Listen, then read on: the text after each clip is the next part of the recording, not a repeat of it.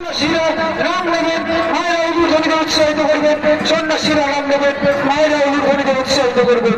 14 বছরের মতো এবছর যে চরকমালা সৌমিত্র সরকার, ইতিমধ্যে সৌমিত্র সরকার চরক কাছে ঘুরছে। মায়েরা উলুধ্বনি দেবেন, সন্ন্যাসীরা নাম নেবেন, মায়েরা উলুধ্বনিতে উৎসাহিত করবেন। সন্ন্যাসীরা নাম নেবেন, মায়েরা উলুধ্বনিতে উৎসাহিত করবেন। সন্ন্যাসীরা নাম নেবেন। 14 বছরের একটি যুবক সৌমিত্র সরকার তার নিজের জীবনকে বাজি রেখে চরক কাছে কিভাবে বন্ধন করে ঘুরছে হাজার হাজার মানুষকে আনন্দ দেওয়ার জন্য। একটি 14 বছরের যুবক তার আশাকে বাজি রেখে, তার ভালোবাসাকে বাজি রেখে চরক কাছে কিভাবে বন্ধন করে ঘুরছে, যা নিজের চোখে না দেখলে কখনো বিশ্বাস করা যায় না। একটি 14 বছরের ছেলে তার নিজের জীবনকে বাজি রেখে চরক কাছে বন্ধন করে ঘুরছে। এই জন্য সেই রয়্যাল বেঙ্গল টাইগারের খেলা 1984 সালে সুন্দরবন থেকে ছিটকে এসেছিল।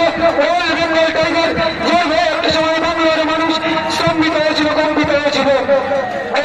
সেই রয়্যাল বেঙ্গল টাইগারের খেলা যার ভয়ে বাংলার মানুষ স্তম্ভিত হয়েছিল, কম্পিত হয়েছিল।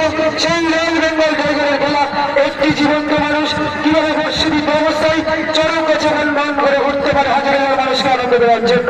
মায়েদের কাছে অনুরোধ করবো, আপনারা অনুরোধ করে দেবেন। মায়েদের কাছে অনুরোধ করবো, আপনারা অনুরোধ করে দেবেন। সন্ন্যাসীরা নাম নেবেন, মায়ের কাছে অনুরোধ করবো, আপনারা অনুরোধ দেবেন। সন্ন্যাসীরা নাম নেবেন।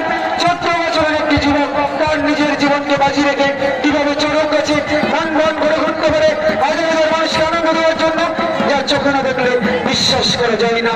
এই জন্য সুর ওঠার মতো হরিনাম সেই ঐতিহ্যমণ্ডিত চরকমালা ঐতিহাসিক মুহূর্তের সাক্ষী 14 বছরের একটি যুবক সৌমিত্র সরকার।